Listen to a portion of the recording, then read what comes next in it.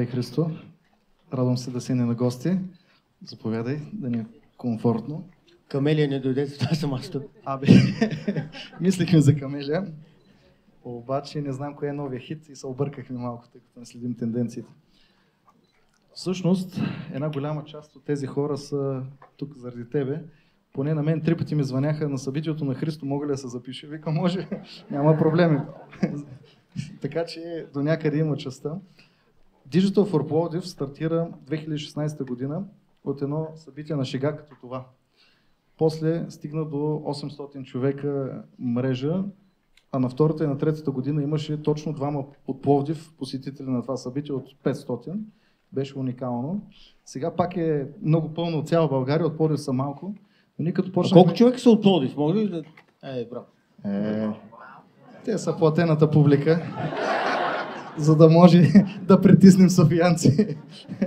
Но истината е, че първо започнахме да си поканим и местните хора, така че Христо, следейки и слушайки всичките му подкасти, за нас беше чест да го поканим, а и той да присъства. Ще почнем нещо много банално обаче в нашия разговор, тъй като времето не ни е много. Но истината е, че този човек до мене инвестира много във всички вас и в това да дава своята енергия, да говори неща, да се записва, да споделя мисли, а това е една огромна инвестиция навънка. И истината е, Христо, защо инвестираш в другите хора, като участваш на подобни събития, инициативи и подкасти? Реално защо продължаваш да го правиш и какво дава това на тебе всъщност? Е много интересно как с течение на годините целите на хората се променят. И аз имам особен сантимент към България. И имам особен сантимент към предприемачите. И с течение на годините аз съм имал късмета да мина през някакъв страшен хаос, през много интересни препятствия. И то няма начин да минеш през такива неща и да я натрупаш опит. И ако мога по някакъв начин това да го върна обратно на хора, които искат да правят бизнеси в България, за мен мисля, че ползата ще е повече, отколкото за тях. В Библията има, Христос казва едно много интересно нещо, the gift is for the giver. Подаръка е за този, който подарява. И ние много често, като някой ни прави подарък, мислим, че ние трябва да го благодарим. А то е точно обратното. Значи, ако някой ви създаде нуждата да направите голям подарък, трябва да му благодарите на него. Така че аз по-скоро съм благодарен на вас, че имам нуждата наистина да споделям този опит. Но ако аз видя млади българи, които създадат световни бизнеси в България, аз мисля, че съм по-доволен от тях. Абсолютно съм съгласен и ако им позволите с моето чувство за хумор, да кажа, че жена ми използва същата теория. Когато и купа нещо, тя казва, трябва да ми благодариш, че си купил нещо. И другото, което казва жена ми е това яки от 800 на 400 лева. Знам, че печеля, но не знам какво в момента, но Вик трябва да го плата. Не знам дали ме вижда някъде, ако хвърли нещо. Но хуморът е част от живота. Добре, тъй като сме събития на селото ми, предимството в продажбите, какви навици трябва да изградим, за да сме успешни в продажбите? Колко от вас се занимават с продажби? Мога ли да... Маля всички. Мисля, че само оператора не се занимава с продажби. Добре, аз имам един въпрос. Ако трябва да кажете най-големия проблем, който имате с продажбите, какво би било? Някой ще помогне ли? Възраженията? Окей, друго? Аз бих казал липсата на възражение. Общественото мнение на хората към бранша. Общественото скептицизма. Окей, друго? Аз бих казал липсата на възражение. Негативни нагласи. Към какво?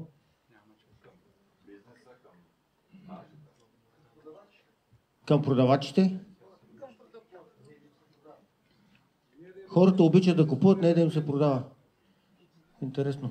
Друго? Липсата на възражение. Липсата на възражение или съществуването на възражение? Липсата. Това е интересно. Да. Тоест по-хубаво да има възражение, отколкото да каже, гледай с работа, не искам да говоря с теб. Да. Окей, друго? Отрицание. Значи, ако се замислите, продажбите са нещо много просто. Вие трябва да решите на някой проблем който за този човек този проблем е важен. И стойността, която създавате, е разликата между големината на проблема, който му решавате, и цената, която той плаща. Това е. И една от големите заблуди в продажбите е, че добрите търговци могат да говорят. Това не е верно. Най-добрите търговци могат да слушат. 80% от комуникацията между вас и клиентите трябва да бъде в слушане. И поне 10-20% от тези разговори с клиенти, където вие слушате, трябва да приключат с извинявай, аз нищо не мога да ти предложа. Тоест основният майсторлък в продажбите е как? Да слушаме. И аз мога да ви дам един пример с може би един от най-добрите търговци, които аз съм виждал. Едно време имаше едни магазини в Стамбули. Не знам дали спомняте, преди много вие не сте били родени тогава. И аз тогава се занимавах, правих бензиностанциите на Shell. Тогава обаче нямаше магазини. Нямаше доставчици. Нямаше, каквото виждате сега по магазините. И аз трябваше да построя 60 магазина на Shell в страната. Имах само два проблема. Трябваше да намеря доставчик, който да може да ми достави поне 400-500 продукта в цялата държава, поне за 6 месеца напред. Това ми беше дерта. Защо? Защото едните вкарат един шоколад, друг ден вкарат уиски, трети ден пълна каша. И почнах да каня доставчици. И те, които не разбират от продажби, какво правят? Те ми предлагаха две неща. Първото, говорят за цени. Изобщо не ме интересуваха цените. Второто, ми даваха рушвети. Всички. Изобщо не ме интересуваха рушвети. Един тарикат от Ливан, господин Стамбули, ми прати един факс. Тогава имаше факсове. И казва, Христо, искам да поканя на една вечеря. Викам, маля, тук голям рушвет става. Отидохме на вечеря, много хубаво, един ресторант в София, 2-3 часа говорихме, аз не обичам да си говоря много с хора на вечеря, 2-3 часа говорих с този човек. И нищо за бизнес. Викам, И накрая той плати сметката и стръгнахме. Викам, тук има нещо, което не разбирам. И на другия ден получих отивам в офиса и първото нещо, което секретарката ми даде, един факс. И на този факс пише следното. Христо, много ти благодаря, много хубава вечеря, аз ти предлагам 3 неща. 600 продукта, доставени до всяка точка на държавата за следващите 6 месеца. Буф! Абсолютно ме закова между очите. Тоест, той нямаше шанс да го направи това нещо, без да ме слуша. Тоест, основният майсторлък в продажбите е слушането. И не трябва да забравяте, че вие сте като пилоти на кола от Формула 1. Значи, в Формула 1 колите се развиват от две групи хора. Инженерите и шофьора. Що пилота? Защото той дава непрекъснато обратна връзка. Това работи, това не работи. Тоест, вие сте една симбиоза между продукта и търговеца. Вие сте връзката между продукта и търговеца. Ако продуктът ви е скапан, забравете. Няма какво да се напълвате, сменете фирмата. Ако бранда е скапан, забравете. Няма какво да се напълвате, забравете фирмата. Тоест, вие сте живата връзка между пазара и продукта. Това са двете основни неща.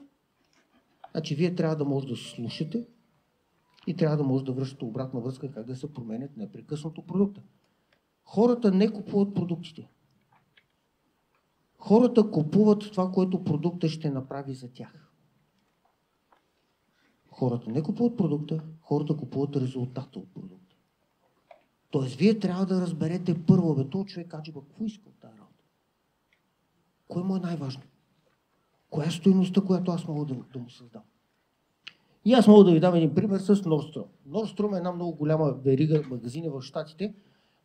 Те имат едни от най-добрите търговци. Такива в магазините, като отидете в Манго и ви досаждат, мога ли да ви помогна? Те не го правят това нещо. Те имат в главата си, търговците на Nordstrom, 6, те им казват buckets, 6 различни типа поведение на клиенти. И те знаят, че този тип има тези нужди, този тип има тези нужди, този тип има тези нужди. И те в момента, в който те видят да влизаш в магазина, първото нещо е, че се да го видят, той е от коя група. И те идват и ти задават един-два въпроса. И като разберат къде си, вече те имат скрипт, по който почват да работят. Защото знаете, този тип човек има и тези нужди. Аз ще му предложа тези неща. И аз мога да ви кажа един пример за себе си. И понеже аз ги изучавах доста време, отивам в Нордстром и го чакам сега това да дойде. И го гледам, един негър тръгва към мен. Първият въпрос: о, господине, според мен вие много често пътувате. Буф, нацели ме право десятката. Викам: да, много често. Искам да ви покажа новите сака, които са немачкаеми. Виждате ли как веднага той нацелва? И сега мога да ви кажете какво правите с цените. Значи, примерно, ако отидете с, как правят така наречения анкъринг с цените. Ако отидете с жена си в магазина, в Нордстром, той ще дойде през и ще каже: о, днес какво искате да си купите? Най-вероятно ще каже чанта. Няма жена, която да не иска да си купи чанта. Добре, нека да ви покажа, а колко искате горе-долу да похарчите? И тя: искам някъде около $200 за чанта. И вижте сега какво става в главата на добрия търговец.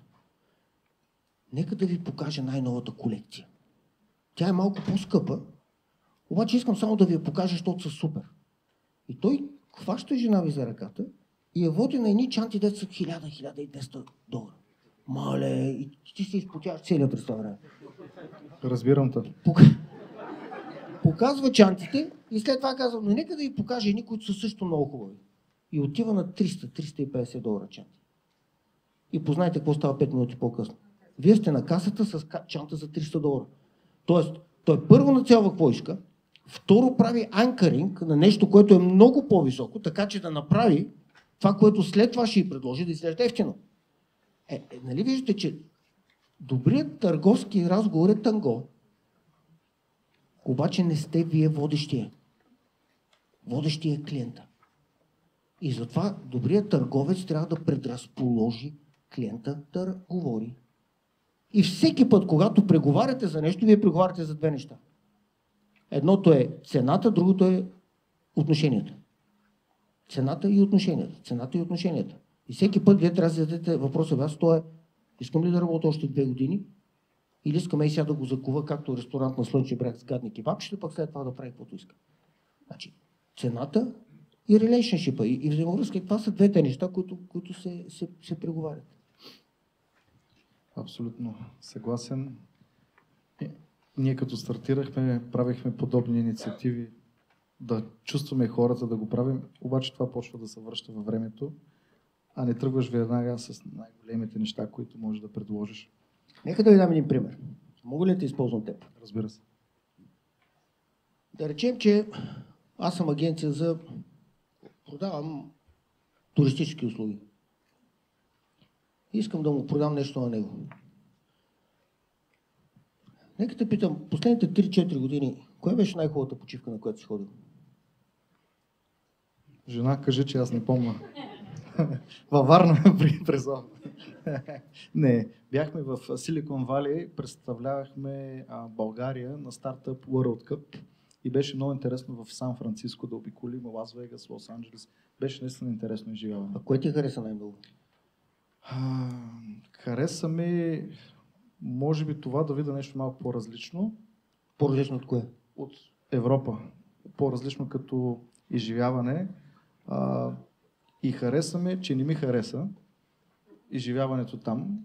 И това, че тук сме на много хубаво място, което половината не го осъзнаваме. А какво ти даде като изживяване там? Положителните неща, които изпита, какви бяха? Ами, със сигурност не е харченето в магазините. Положителните неща беше, може би, една по-сериозна връзка с моя партньор, който беше с нас, с изживяването там, може би... И като имаш преди изживяването, местните неща, които видя, които изпита? Там не ми хареса точно в тази част. В смисъл, живота, който там се движи, може би не е моя начин. Не, че няма да пасна, но това ми хареса от последните изживявания. А ако има ли неща, които не категорично няма да повториш като преживяване? Не бих казал. Пак бих повторил. Смятам, че от един път човек не може Защо би повторил, ако не ти е харесало? Какво би търсил още в такова нещо? Ами, Америка е много голяма. Бих пробвал на други места да отида да видя изобщо различно изживяване. И ти е важното и връзката с партньорите, което си изпитал тогава? Ами, истината е при нас, онзи ден си го говорихме. Ние първо станахме семейство, после станахме партньори и това е много важно, тази връзка да я поддържаме. И винаги да сме гръб в гръб, да си помагаме. Това е основата на това, което правим. Това беше по-важното за мен, отколкото самото изживяване да отидем някъде. И разбира се, частта да представим България на 5000 международни предприемачи, там където асъл бизнеса се събира. Аз искам да ви дам един пример. Значи, ние говорихме с него 2 минути. 2 минути. Представете си, аз ако исках да му продам нещо преди началото на този разговор. И само 2 минути по-късно. Ако вие искате да направите предложение за негова почивка за 7 дни. Само 2 минути по-късно. Значи вашата възможност да го нацелите става 10 пъти по-голяма. Представете си, ако ние седнем да пием кафе с него и аз си поговоря 10-15 минути. Ще го закува между очите точно. И ще му направя нещо, което ние му казваме мафия офър. Какво значи мафия офър? Мале, ти верно ли това ще ми предложи? Това е точно това, което исках. Това е майсторлък. Това е майсторлък. Значи, клиента трябва толкова да го познавате, че неговия отговор да е предсказуем. Не трябва отговора на клиента да ви изненада. Ако отговора на клиента ви изненада, вие не сте си свършили работата. Или в сегментацията, или в разговорите. И вие виждате колко е просто. Наистина много просто.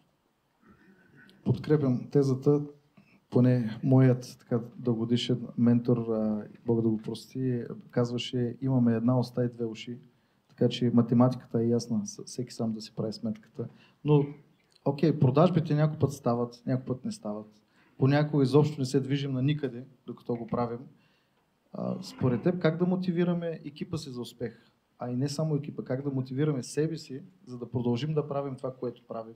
Защото не мога да крия, че някой път изпадаш в моменти, в който кажеш: защо го правя, на къде се движа? Трябва ли да го продължа? Моето виждане е малко по-различно. Аз мисля, че ние не продаваме, за да продадем. Мисля, че няма сценарий, в който да си каже: бахти, продажбите не върват. Значи ти работиш, нищо не става, но ти ставаш малко по-добър. Работиш, пак нищо не става, но ставаш малко по-добър. И изведнъж Ако някой не е ходил на фитнес и отутре тръгне на фитнес, какво ще стане след 3 дни? Нищо. Ако някой ходи още 1 месец на фитнес, какво ще стане? Нищо. Обаче ако ходи 3 години, аз ви гарантирам, че като седнете на вечеря на една маса и ще видите хората, които редовно се занимават с упражняване на тялото и мозъка си, те имат по-различна енергия. Същото не може да кажеш: продажбите не върват. Може, ако не се учиш от тях. Обаче ти се виждаш с 10 клиента днеска по главната, 10 клиента те отсвирват, ти ако не се научиш, по-хубаво се маха от тази работа. И затова нашето време е поне 10% всяка сутрин, ние трябва да си задаваме един прост въпрос. Какво ме научи моят живот вчера? И ние имаме 2 учители. Единият след такива конференции, подкасти, дето всички слушаме, четем. Да, това е външния свят. Външния свят. Обаче пропускаме, че имаме един друг учител, който е много по-важен. Това е реалният живот. И реалният живот никога не бърка. Каквото реалният живот ни каже, то е правилно. Да, обаче има 2 условия. Първото и ние трябва да го питаме. Реален живот. Вчера имах 6 клиента. Нито една сделка не затворих. Що така стана? И ако вие си прекарате 10-15 минути да го анализирате в главата си, той реалният живот ще ви даде отговора. Тоест първото условие е вие да го питате. Представете си, ако 365 дни в годината, всеки ден, си зададеш въпроса: какво ме научи реалният живот вчера, и ми кажеш: не се развивам. Ако трябва да ти отреза в главата. Не може. И второто нещо е: трябва да действаш. Значи реалният живот не ни дава обратна връзка на нашите мисли. Ние може да си говорим до посиняване, обаче не знаем кой е крив, кой е прав. Даре, направи нещо и реалният живот или ще ти покаже среден пръст, или ще прегърне. Това е обратната връзка. Така че няма шанс, в който да кажем: 10 дни продажбите не върват. Може да кажем: виж какво, не си постигнах целите, обаче колко научих. И ние затова смятаме, че не трябва да съдим за хората по резултатите от техния труд. Може да ви звучи абсурдно, но аз мисля, че ние не контролираме резултатите. Ние контролираме само две неща. Усилията, които полагаме и отношението към работата. Усилията, които полагаме и отношението към работата. Затова трябва да преценяваме хората и себе си по усилията, които полагаме. Ако аз днеска отида в офиса и работя 10-12 часа и си скъсам задника и накрая нямам грам енергия в себе си и не постигна резултатите, аз повече това не мога да дам. Тоест аз това, което мога да направя, днеска съм го направил. И оттам стигаме до втория въпрос.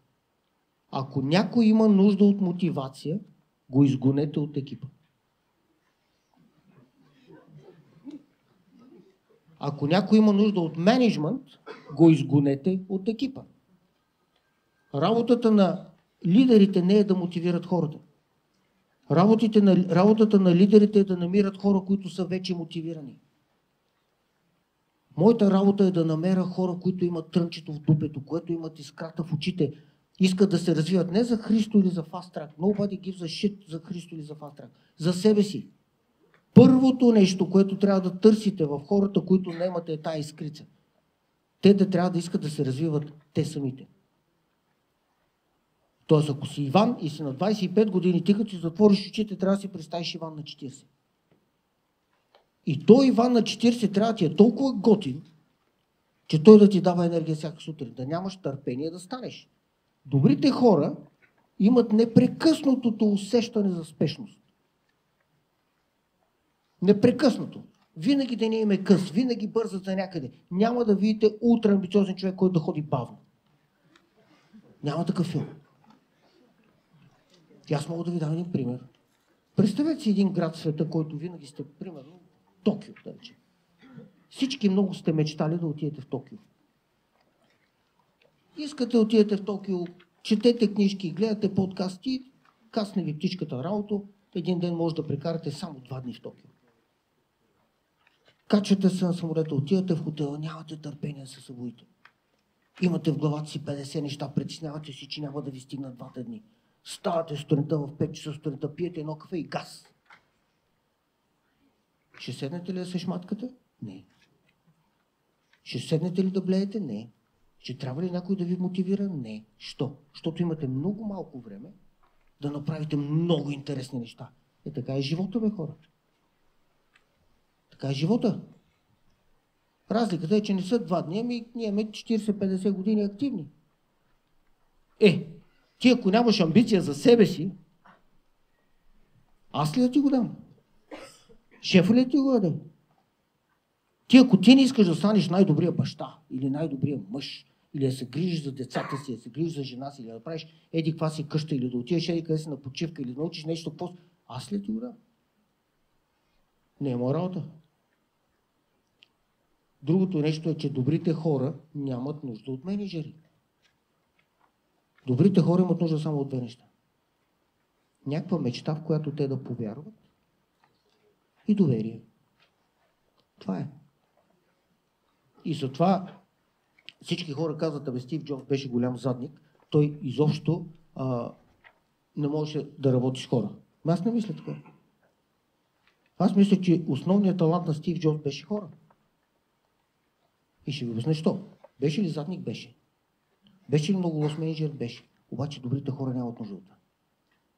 Стив Джобс можеше да прави 2 неща феноменално. Той можеше да открие невероятни таланти и да ги накара да работят при него. И те невероятни таланти нямат нужда от менеджмент. Те имат нужда от визия. Той ми даваше. Това е работа на менеджмент. Менеджерът трябва да види неща, които другите не виждат. Те неща трябва да са толкова секси и привлекателни, че всички хора кажат, бати, това искам аз да го правя. Аз искам да работя с това. Той прави такива конференции, искам аз съм от неговия екип. Искам аз се науча. Тогава става лесно. И затова ние като интервюираме хора, първото нещо, което гледаме е амбиция. Второто нещо, което гледаме, една думичка, която има малко негативен, е тарикатлък. На английски е resourcefulness. Не, трябва ми и това, и това, и това, за да направя нещо. Не. Аз това ще го направя, но ще намеря ресурсите. Това е второто нещо. Трето нещо – оптимизъм. Оптимизма е заразен. Вие си представете, ако имате един екип от 5-6 момчета и момичета, с които работите. Всички са ултраамбициозни, всички са някакви уникални тарикати и всички са големи оптимисти. За какво ви е менеджер? Вие няма да имате търпението да отидете на работа с тези хора. Вие няма да си искате всяка втора вечер да ходите да пиете бира в капана с тях. Това е номера. Не някаква мърда и аз да я дърпам всеки ден, да не мога да я събуда по 40 минути да отида до банята и аз да се чуда да си скуба косите, как да го мотивирам този човек. И последното нещо на хората, енергията отива където сочи пръста. Ако аз кажа ти си виновен, енергията отива при него. Ако аз кажа аз съм виновен, енергията идва при мен. Добрите хора винаги сочат пръста към себе си. И няма нищо по-хубаво от това човек да си каже бях съм виновен. Защото тогава контролът е в мен. Не е бат Бойко, не е, че Делян Пеевски е такъв малумник, не е, че тук асфалта се е разбил или кмета на Пловдив откраднал. Няма значение. Аз съм виновен. И тогава енергията е в теб. Такива хора ни трябват. Съгласен ли си? Абсолютно съм съгласен.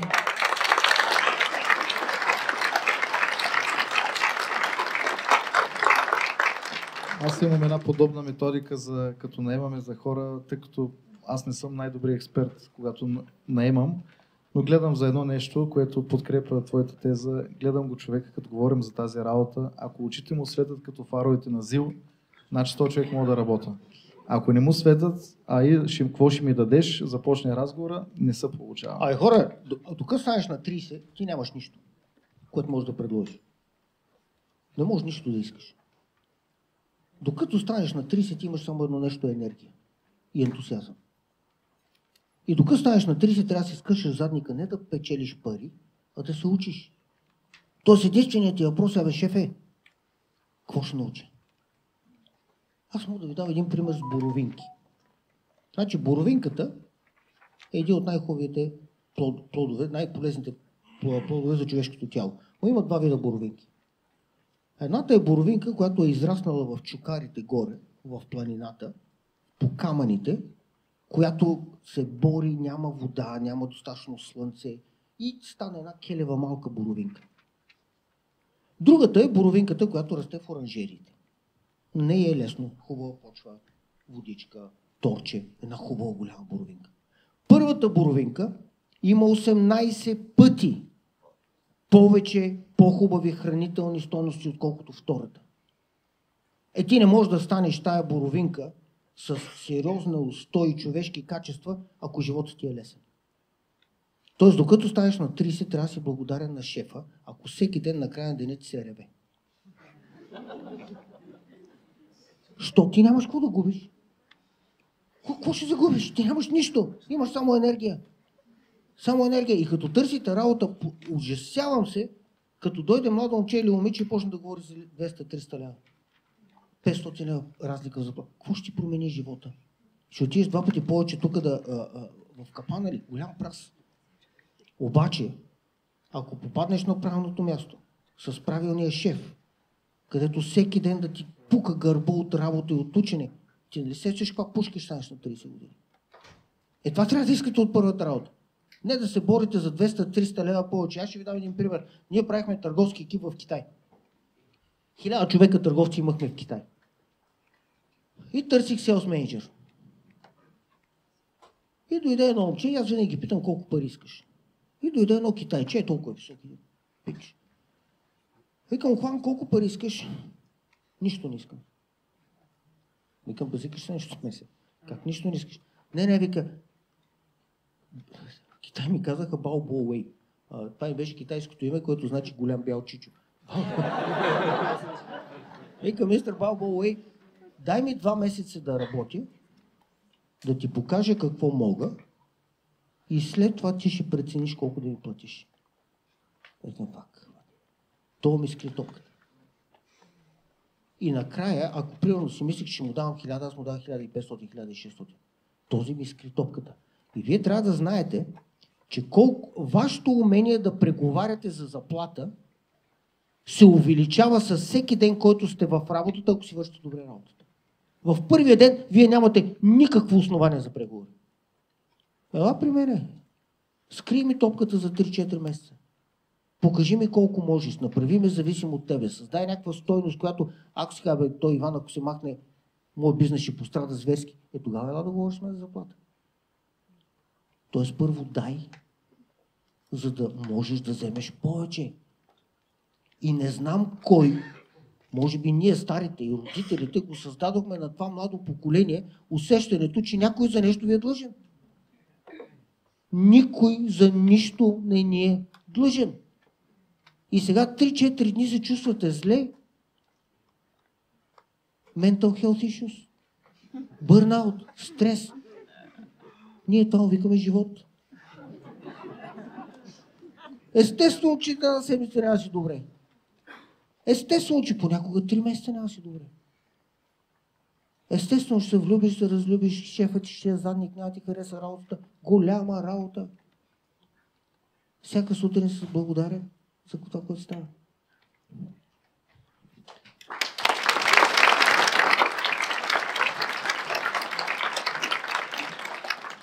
Аз, между другото, тренирам така в офиса да говоря на хората, но никой не ми пляска. Трябва да тренирам. Но истината за мотивацията, когато аз бях паднал така долу, се появи тогава един мой приятел, който е там отзад в залата и ми каза: окей, всяко едно действие, където правиш в момента, независимо, че не се случва, е сигнал към Вселената за промяна. Ако не правиш нищо, няма да има промяна. Така че ти пускай сигналите, пък ще става, какво ще става, е истината. И другото интересно в тази посока е културата на успеха, културата на екипа, който ти изграждаш. Те вече при нас и без фитнес на обяд не идват, между другото. И кръга на шегата, разбира се, след обед тренираме при нас. Като жена ми е инструктор и сутрин тренираме в тази посока. Но културата на успеха, според теб, как може да създадем и да поддържаме култура на успеха в нашите екипи? Защото сутрин ставаме, продаваме, вечер лягаме, нали? Но трябва да създадем една култура, която хората да знаят и да се само мотивират, както си говорихме, че няма нужда от мотивация. При вас как се получава и твоята гледна точка? Според мен трябва да се опитваме да създаваме култура на неуспех. Не култура на успех. Много зависи хоризонта, който използваш, за да мериш успех или неуспех. Аз ще дам един пример. Ние сме Fast Track, една малка фирмичка. На практика сега сме 10 човека. От 10, 7 сме българи. От тези 7, 5 сме от Пловдив. Работим в 35 държави. Печалбата, която носи всеки от средна възраст в фирмата, е 31 години. Тоест аз съм най-дъхти. Всички са млади, надъхани момчета и момичета. Печалбата на всеки, който всеки човек носи, е 2 пъти по-голяма от тази, която служител на Apple носи. Ако вие ни бехте погледнали при 10 години и гледаш първата година, щеш да кажеш: то нищо не става, бе, Христо. Ако гледаш и втората година, чакай, то нищо не става. Какво се напъвате? Ако гледаш и трета година, то нищо не става. Какво се напъвате? Четвъртата година, то нищо не става. Какво се трепеш тук по 12 часа на ден? Петата година, стига, бе. И в един момент хората, които успяват, нямат нещо повече. Те имат нещо по-малко. И то е копче off. Копче, което е за спиране. Значи хората, които успяват, нямат спирачка. Няма как ти да правиш 10 години нещо. Ние с тебе да се разберем, утре ще отворим един магазин за палачинки в Пловдив. И всеки ден палачинката, която правим, да е по-хубава от предишната. Аз знам името даже. Ти ми кажи, след 5 години, ние с тебе няма да правим най-хубавите палачинки в Европа. Няма шанс да не правим. Тоест, няма как. Няма как целенасочено, година след година, да работиш в една посока, всеки ден да се учиш от предишния ден, да даваш всичко от себе си и да сбъркаш. Няма как. Може би, ако имаш 1 милиард, може да не постигнеш 1 милиард, но ще станеш по-добър човек. Тоест, теорията на успеха трябва по-скоро да изградим липсата на страх от неуспеха.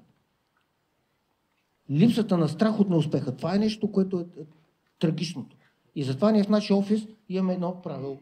Никога не ги питам, това може ли да стане.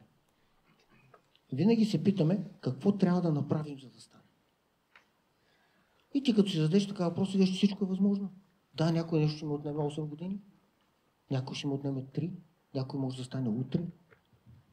Но ако имаш дълъг хоризонт, факт, няма значение от неуспеха. Това според мен е важното. Благодаря. Остана един последен въпрос. Наистина благодарим и сигурно ще напринудат за второ издание, като гледам как се движим. Така че повече време ще си говорим.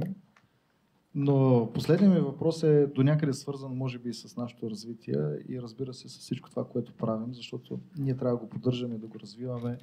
Но проблемът с жонглирането между много проекти и различни бизнеси, според теб, какви са твоите полезни съвети за подобряване на ефективността и менажирането на времето и задачите от твоя опит? Това е много хубав въпрос и според мен може би най-важният. Покрай нашата работа аз съм имал късмета да се срещна с ултра успешни хора. Бехме на вечеря с Бил Гейтс, виждали сме с Ричард Брансън, Тони Шай, на Запо собственика. Винаги като ги гледам тези, съм си мислил, що? Толкова пъти по-успешни от нас. По-умни ли са? Да, не са много толкова по-умни. Повече ли работят? Те не могат да работят повече от мен. Имат ли някакъв по-добър бекграунд, нещо, семейство, образование? Не, те не могат да са по-обучени от мен. И съм си задал въпроса, кое? Отговор е този въпрос. И в дъното на този въпрос е едно правило, в което ние сме обсебени в офиса, и това е правилото 80-20. 20% от вашите действия дават 80% от резултата. 20% от конфликтите за жена ви стават, 80% от конфликтите стават заради 20% от нещата. 20% от хората в Пловдив пият 80% от бирата. Значи, това правило е валидно навсякъде. И хората и фирмите не стават бавни, защото те са бавни. Основната причина хората да се движат бавно, фирмите да стават бавни, ако не са наясно с 80-20, ако правят грешното нещо. Така че какво правим е по-важно от това как го правим. Ако правиш грешното нещо, няма значение колко го правиш.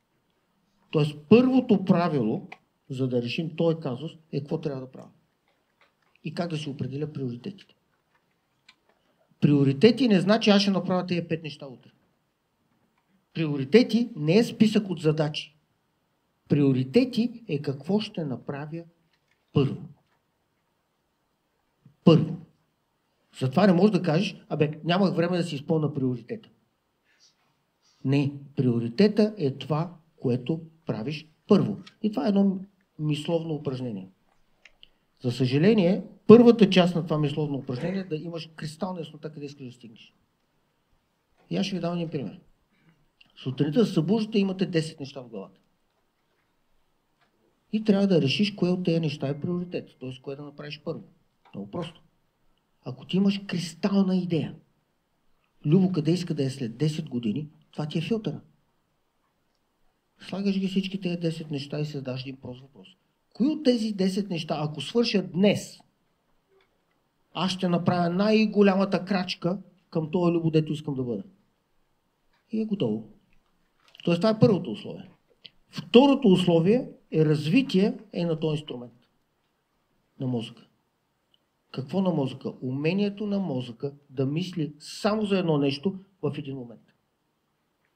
И ние затова казваме, ако някой ми каже, аз съм много заед, значи, че има недоразвит мозък. Ако ти имаш развит мозък, винаги имаш само една задачка.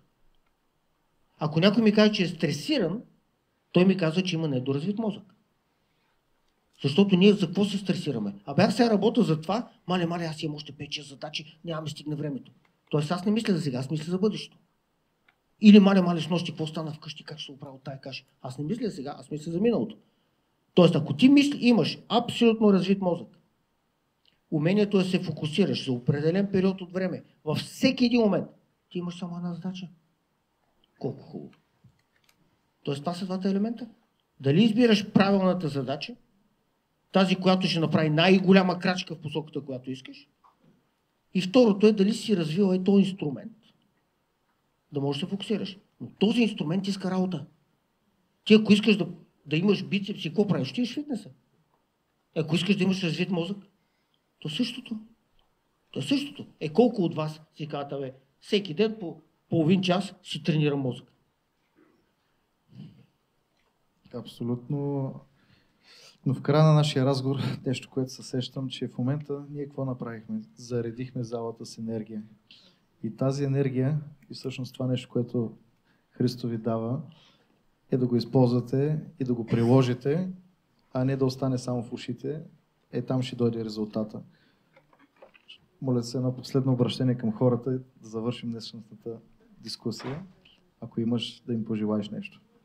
Аз искам да го във връзка с това, което каза.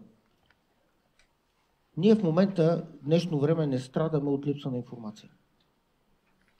Ние сме заляти от информация. Ние имаме повече информация, отколкото може да обработим.